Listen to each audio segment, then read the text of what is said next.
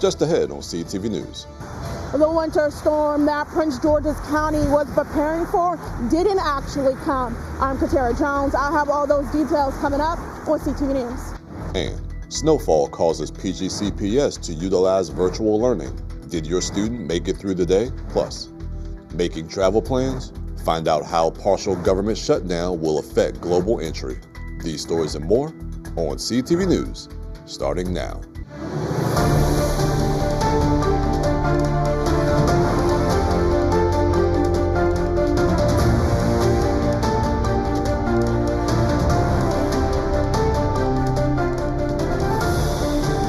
Good evening, it's February 23rd. Welcome to CTV News. I'm Brandon Williams. And I'm Michaela Newton. Thanks so much for joining us. Well, another round of snowfall hits the Washington metro area over the weekend. And while Prince George's County didn't get much accumulation, other parts of the state have been hit hard. That's right. And CTV's Katara Jones is standing by in Clinton with more. Katara? That's right. I'm along Woodyard Road in Clinton, and as you can see, the roads are clear, a bit wet in some spots, but they are passable. And that's a really good thing for drivers in this area who need to get out and about. Now, the winter storm that came in Sunday evening didn't hit Prince George's County hard. Reports show that the county got about 1 to 2 inches of snow, and that was more of a snow and slush mixture. Now, while the county didn't get a lot of snow, Maryland's eastern shore did, and forecasters predict that that region could get about 11 to 17 inches of snow. That region is also under a blizzard warning until tonight. Now, due to the winter storm, the governor has declared a state of emergency. Forecasters anticipate that temperatures in the Washington metro region will fall below freezing after 8 p.m. So if you're going to be out on the road, you definitely want to take extra precaution. Residents can also anticipate experiencing gusty winds up to 35 to 40 miles per hour throughout today and into Tuesday morning. Katara Jones, CTV News. All right, thank you, Katara. Meanwhile, county officials say during Sunday's winter storm, they had more than 200 county vehicles and contractors treating the roads. And due to the winter weather, Prince George's County Public Schools was closed for in-person learning. All classes shift to virtual instruction starting on a 2-hour delay today. School offices operated remotely with emergency personnel reporting late. The National Weather Service has issued a winter storm warning for Harford County and Howard County, where heavy snow and strong winds with a hard freezing following tonight. Students will be back in the classroom tomorrow. Well, if you wanted to put your hat in the race for the primary elections in June, you still have time. Initially, the governor planned to close statewide offices due to the storm, but changed his mind and now allowing those last-minute filers an opportunity to still put their names on the ballot. The last day to file for the 2026 primary is tomorrow, February 24th. And Governor Wes Moore's fight to redraw Maryland's congressional districts is not looking promising. While the new map passed in the House, it's not receiving much movement in the Senate.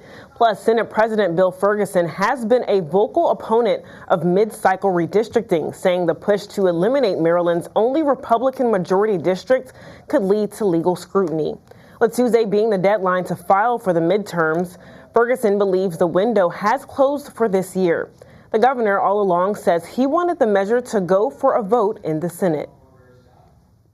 And that the only thing that we're asking is for the Senate to do what the House already did, which is debate it, discuss it, make adjustments if you see fit, but then take a vote. That's democracy. And the reality is that I'm okay with where democracy lies. Where the vote goes is where the vote goes, but that's democracy. But the idea of playing this Annapolis shell game of shelving bills, and I mean, like, it's, you know, listen, I'm an outsider, I get it. I'm not of this world. But I also understand this, is that that's not how democracy is supposed to work. And Democratic states nationwide have pushed for mid-cycle redistricting in response to Republican-led states doing the same thing. President Trump has approved FEMA assistance for the massive sewage spill into the Potomac River as lawmakers push for tougher environmental oversight. It's been 1 month since a 60-year-old interceptor pipe collapsed near Cabin John, dumping nearly 250 million gallons of untreated sewage into the Potomac. Crews have been busy fixing the damaged section, with repairs expecting to cost $20 million, shared by D.C., Maryland, and Virginia. Now members of the Maryland and Virginia congressional delegations are demanding continued bacteria monitoring, public briefing, and a long-term environmental remediation plan. You know, this was a huge sewer overflow, one of the largest ever in the country. And that obviously creates really harmful potential for impacts to human health or the ecosystem of the Potomac River, the fish and other organisms in the river. We want, number one, them to do a better job of reaching out to communities to let them know what's going on. Two, to give us a report on the full scale of the damage and what they plan to do about it. And three, what the plan is to prevent this kind of huge spills. This was a huge sewage spill into the Potomac River, what they plan to do to prevent them in the future. DC Water says it could take 4 to 6 more weeks to fully reroute sewage through the pipe, with a permanent fix expected to take up to 9 months. And the Global Entry Program is going to remain closed as long as the partial government shutdown is in effect. The Department of Homeland Security made the announcement Saturday night. TSA officials are continuing to monitor staffing issues and will make adjustments as needed. The partial government shutdown went into effect on Valentine's Day after Democrats and the White House could not reach an agreement on funding for the Department of Homeland Security. Meantime, more trouble in the skies. American and Southwest Airlines canceled all flights to parts of Mexico amid the ongoing security operations and criminal activity. In addition, the U.S. State Department issued a shelter-in-place warning to U.S. residents who were in certain Mexico states. U.S. officials issued the warning after the Mexican army killed El Mencho, who was the leader of the Jalisco cartel. You're watching CTV News. I'm Brandon Williams. And I'm Michaela Newton. Still to come, summer is months away, but state officials are preparing now. Yep, and that's after the break. Find out how new changes may switch locations. Stay with us. We are the nation's largest integrated healthcare system, providing life-changing care to over 9 million veterans. Our hands are busy. Competent, skilled, healing, helping, and friendly. A place where diverse teams come together hand in hand to provide full patient-centered care. Working in state-of-the-art facilities with influential leaders in healthcare, all with a single goal in mind: to help veterans heal, recover, and get their lives back. In a place where everyone plays a part, and where your efforts are truly appreciated. A place so innovative and forward-thinking that we're rebuilding hands, and where even robots lend a hand. Join hands with us. Learn more at vacareers.va.gov. Our connections make powerful things happen, uniting individuals and communities. We are Rotary. We are people of action. With over 1 million members, we know what people can do when they come together.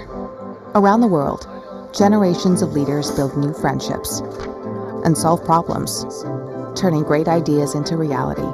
Take action with us. Find out more at rotary.org/action. Hi, I'm the Big C. Hey, look at this beautiful couple. I knew as soon as I said that, I was like, don't say it. Don't assume. Did you know more than 2 people die from skin cancer every hour? Oh, man. It's a bummer, but the good news is skin cancer is a cancer you can see, so you can go get checked. You can check each other regularly, make it romantic. Turns out I'm a matchmaking mirror. You're welcome. Love might be in the air.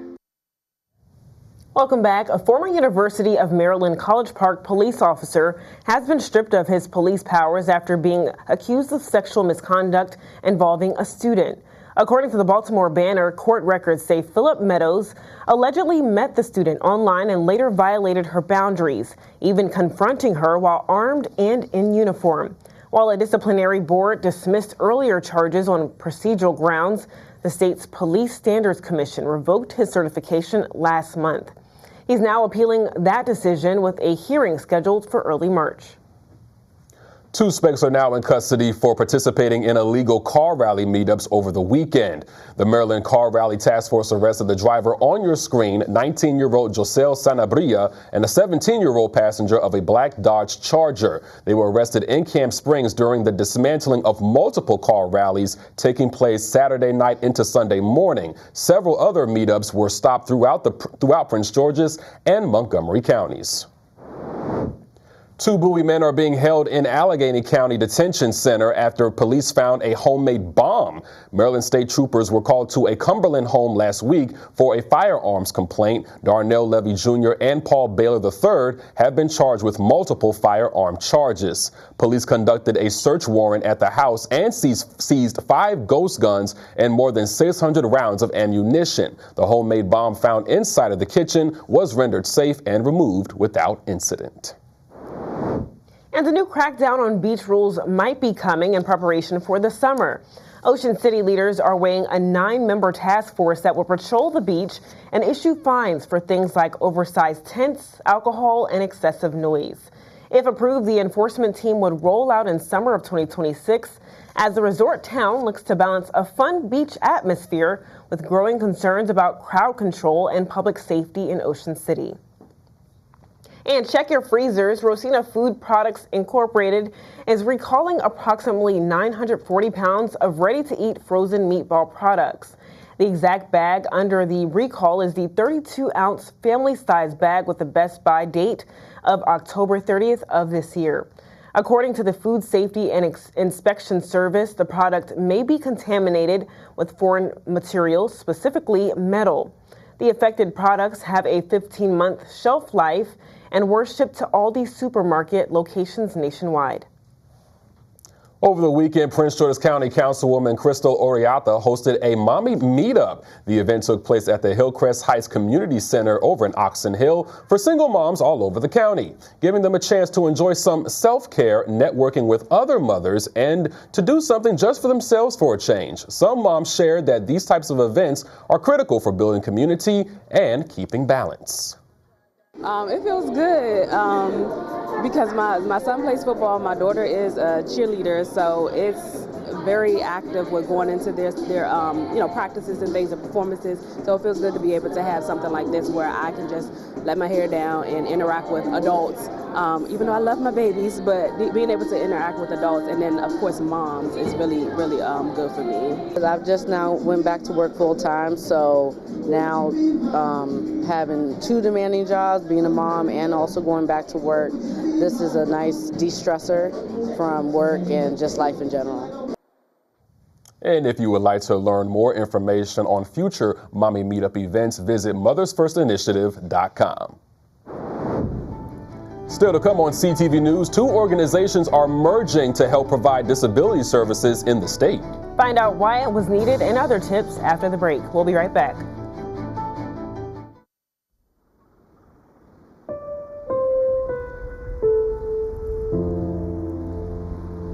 We hear the stories of people forced to abandon their home.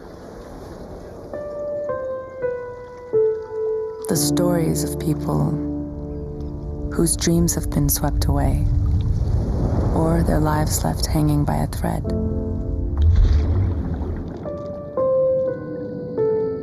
Or whose worlds have been blasted apart. Although the stories repeat themselves, each person's experience is unique as they are. And whether it's care or community that people need, we're here to help them live a new chapter, to embrace what makes them unique, be a lifeline to the most vulnerable. Out! Out! Everybody out! Come on!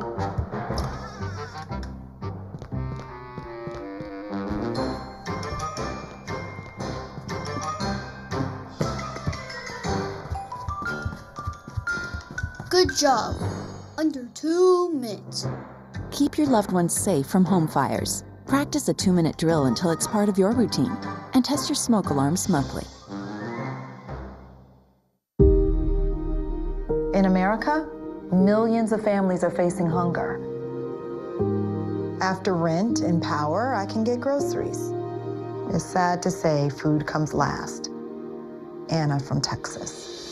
The Feeding America network of food banks helps provide over 6 billion meals to people in need each year. Together, we can end hunger. Learn more at feedingamerica.org. Melwood Disability Service is expanding its footprint in Maryland through a deal with Humanum. The two nonprofits is expanding disability and employment services across the state. The nonprofits said their deal comes at a time when many similar organizations are facing financial and operational pressures due to rising costs of care and worker shortages. Melwood is gaining about 300 employees through the deal. To celebrate Black History Month, the National Harbor held a Black-owned business collective bazaar on Saturday. This event gave Black-owned business owners a chance to give their businesses more exposure and to connect with the community. It's all a part of the National Harbor's commitment to cultural celebration, inclusion, and community-focused programming. Basically, what we wanted to do was really invite a lot of our businesses that are currently at National Harbor to come into one kind of centralized hub so that everyone can kind of see who the owners are, get to know them, see what they have as their business and what they have to offer. Since it's so cold and we want to highlight Black History Month, we didn't want them to walk outside all over the place. So to do it in a bazaar setting was the best option for us. We have here 8 businesses that are currently our Black-owned business, but we have some other. We have a total of 13 Black-owned businesses throughout the harbor that they can still come and experience. For the full list of Black-owned businesses at the National Harbor, head over to nationalharbor.com. Well, our nation's capital, once deemed a chocolate city, has seen a shift in housing patterns. Experts say the shift, along with diversifying economy and new waves of immigration, have led the district into being one of the most diverse cities in the U.S. Although in the 1930s, D.C. was very segregated, that began to change in the 1980s when D.C. became a new immigrant destination and changes to federal immigration laws. According to census data in July of 2024, the number of residents identifying as Black was about 304,000, representing half the city's population. Well, CTV News has been highlighting stories of exceptional Black people in history, and today we're highlighting one of CTV's very own. That's right. Our Black History Spotlight today is poet, author, activist Sister Joy Alford. Sister Joy was appointed as the first inaugural poet laureate of Prince George's County in 2018 and held the title for 3 terms, Michaela. She's also the producer and host of her award-winning show, Sojourn with Words, which has aired right here on CTV since 2005. Today, she continues to inform, encourage, and empower county residents through poetry. We now listen to a small excerpt from her poem titled Rock This. So when we put our pen to page, like blood our feelings flow. And when we walk out on a stage, we speak of what we know. You see, life is our practice. Every day we rehearse. This craft is our sacred gift, built strong verse by verse by verse. Each time we pick up the mic, we defeat adversity. Each time we pick up the mic, we claim a victory. Each time we pick up the mic, a soul could be set free. Each time we pick up the mic, we fulfill our destiny. Some may call it rock the mic. We call it poetry. If you would like to meet the poet yourself, you can catch her tomorrow night at her Black History Month celebration, Poetry, Music, and Art. It all takes place at the Oxon Hill Library from 6 to 7:30 p.m. You don't want to miss that. Don't move, sports fans. That's right, because Simon Buzz has our Monday sports page. Simon, what you got for us, man? Stay tuned for your Monday sports page, guys, as I have an exciting story for you on the state swimming championships. Don't go anywhere. We'll be right back. From the beginning, America has depended on the courage and resilience of those who serve in our armed forces. For 250 years, they've been there for us without fail, putting their lives on the line, defending our freedom. helping us become the nation we are today. At Wounded Warrior Project, our mission honors the past by building a better future for post-9/11 veterans, service members, and their families. Our life-changing programs and services help warriors improve their mental and physical health, access the VA benefits they've earned, and connect with their communities, their purpose, and each other. Warriors have given us their best. Join us in supporting them through the next 250 years of strength, resilience, and recovery. Visit woundedwarriorproject.org/USA. My connection to substance use disorder is that I have it, and I am now a person in long-term sustained recovery from it. Let us use this life and this light and these words as a beacon of hope. So when I tell people like poetry saved my life, it's not a platitude. I knew that I had something that could help, and a good thing came from it.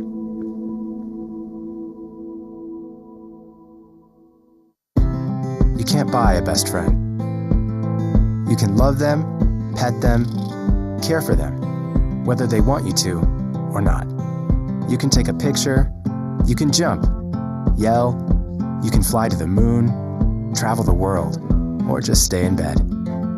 You can't buy a best friend like that, but you can adopt one. 'Cause we're connected.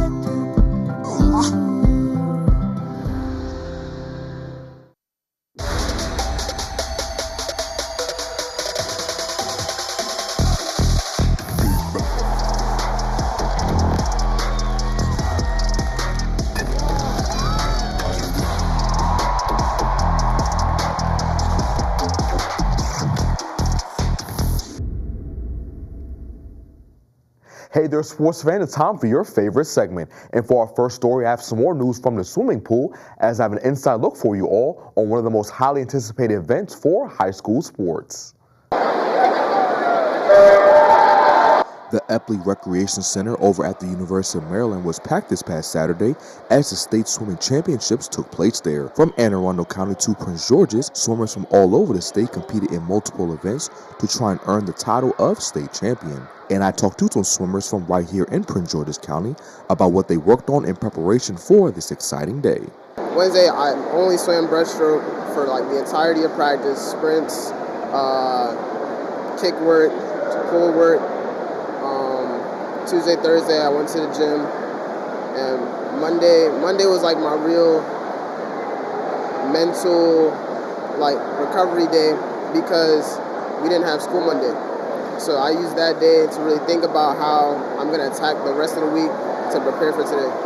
I've been trying to keep up with my stamina and cardio. In years before this, I was actually on machine, but I dropped out recently, so my stamina kind of plummeted a little bit, but I want to work on that a little bit more, and I've been trying to do that throughout the year. So I've been working on my turns the most, and that really helped in the regionals championship, where I was dropped about 6 seconds on the 200 free, and I got below 6 minutes on the 500 free. I've been working on that goal for about 3 years, and I finally got it. But I've also been working on my turns and my push-offs and making sure that I'm able to get as much distance as I can before I break the surface, before I start my stroke. One local athlete that had a decent showing was Montgomery County's Finley Chong, who placed 4th in the 200-yard IM, and she told me what her area of focus was going into the race.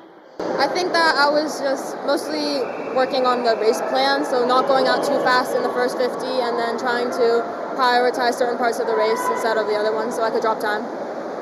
Switching gears to some news from the hardwood, congratulations to Bowie State men's basketball forward Jaden McGee on being named to the All-CIAA second team. The Delaware native led the team in scoring this season with almost 13 points a game and total over 300 points on the season. He was also named CIAA Player of the Week earlier this season. Another Bulldog was also named to a CIAA as freshman forward Charles Thomas III earned a spot on the All-CIAA rookie team. The Upper Marlboro native averaged 8 points and 4 boards per game in his first season with the Black and Gold. He also recorded over 200 points, 100 rebounds, 26 blocks, and 25 steals as well. Congratulations to both Jaden and Charles on this amazing accomplishment. Bowie will return to action next against Livingstone College in the CIAA tournament tomorrow at 8:50. And wrapping up sports, the Washington Wizards fell to the Charlotte Hornets yesterday, 129-112. Their next opponent will be the Atlanta Hawks tomorrow at 7:30. And that is your Monday sports page. Simon Buggs, CTV Sports. All right, thank you, Simon, and congratulations to those Bowie State Bulldogs. Let's get a look at our 3-day weather forecast now. Tonight will be mostly cloudy with wind gusts up to 28 miles per hour. Ay, ay, ay. Tomorrow will be mostly sunny with a high of 38. We'll have a 40% chance of snow overnight. Wednesday, more rain on the way in the morning. Thursday, another rainy day. We'll have a high of 51 and a low of 36. And for our community calendar tomorrow, the Prince George's County Health Department will be at the Oxon Hill Branch Library for free HIV and syphilis screenings. The health screenings are open to adults and teens ages 16 and up, no appointment necessary. This event is from noon until 3. For more information, contact 301-839-2400. And do you have a story to tell? Well, if you want to reach us, head over to hit us up at our tip line. Give us a call at 301-386-4085 or send us an email to ctvnews@pgctv.org. As always, we look forward to hearing from our residents in Prince George's County. And that's going to wrap things up for CTV News. Thank you guys so much for joining us. All right, we'll see you again tomorrow. Have a good night.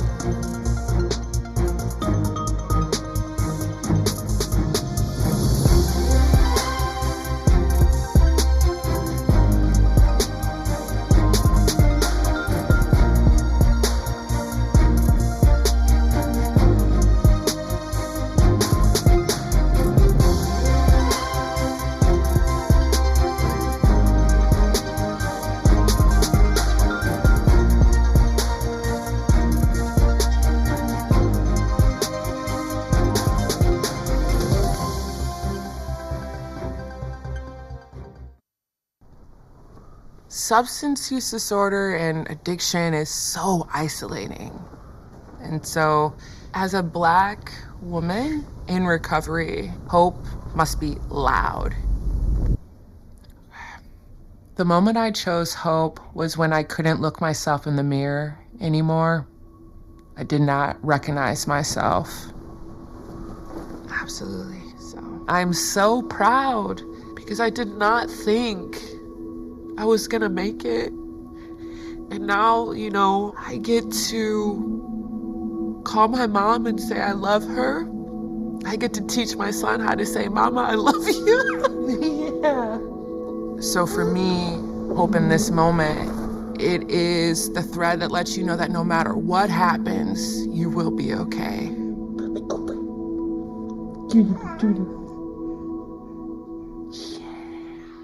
I received my master's and I started counseling in Deer Park, Pasadena, Texas, and was out playing basketball and had a real bad back injury. The physician gave me some painkillers and they worked beautifully. I mean, I was using those pills frequently and at the same time thinking that I was quote unquote functional. My wife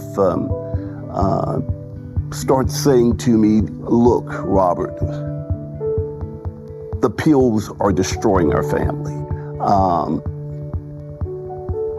Can I stop real quick? Right. At that point, my wife decided that she needed to get away because the kids were growing up seeing an addicted father. I cried out and asked God to somehow deliver me from the substance abuse. I wanted to stop, but I couldn't. I ended up living on the street in an abandoned warehouse for 12 years. There happened to be a hole that had somehow been cut out. I would lay on that nasty mattress and I would look through that hole and I would ask, God, is this it? Where are you? Where are you? The ARC had saved my life. What the work therapy gave was structure. I felt like I was a part of something again. And now today, I am the intake coordinator where I have that opportunity to give back to others what the ARC gave so freely to me. Nothing is more powerful than that. So I've been clean now for about 10 years. The kids are back. The wife, we're the best now. The ARC helped restore everything that I thought I had lost forever.